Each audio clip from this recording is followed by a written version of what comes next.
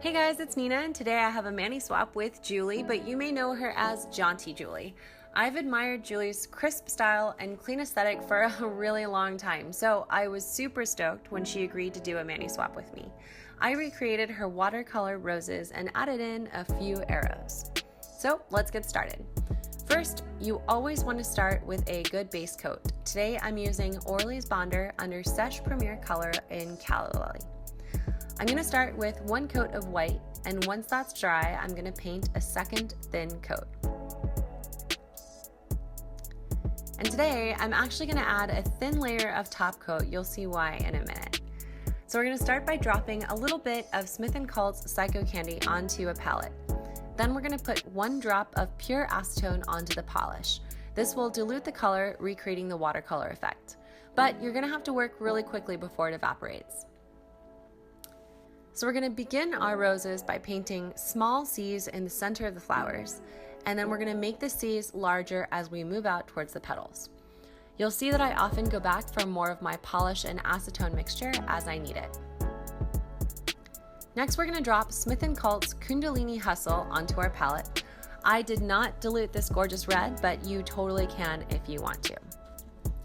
So we're going to use this more vibrant shade of red to trace the smaller C's in the center of our flowers, and then we're going to add shading and dimension to the outer petals.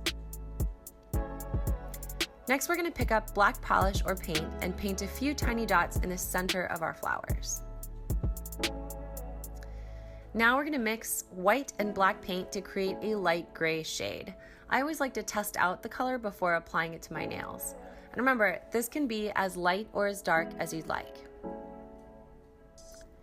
So I'm going to start my first arrow by painting a straight line, and then I'm going to paint two lines into a point at one end and a few smaller angled lines at the other end.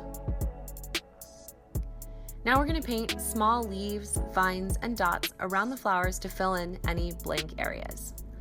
You'll notice that whenever I'm doing intricate nail art, I always start by anchoring my pinky on the finger that I'm painting.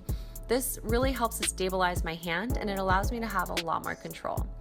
Try it the next time you paint your nails and let me know if it helps. Now, you're gonna see me kind of wave my brush around the nail. It looks a little nuts, but I'm actually visualizing where I might want to paint my next dot or leaf.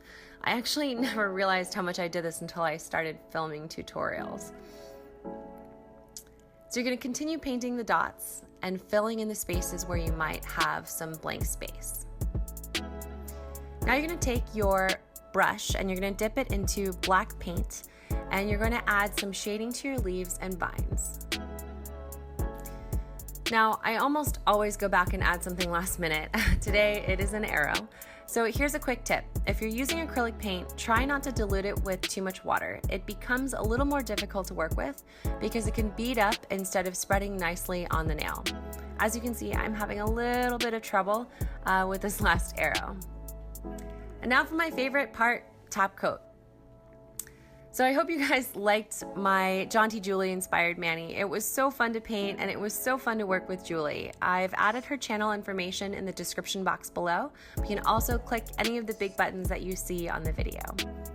So make sure to like and subscribe, and definitely head over to JauntyJuli's channel and watch her recreate one of my favorite summer manis.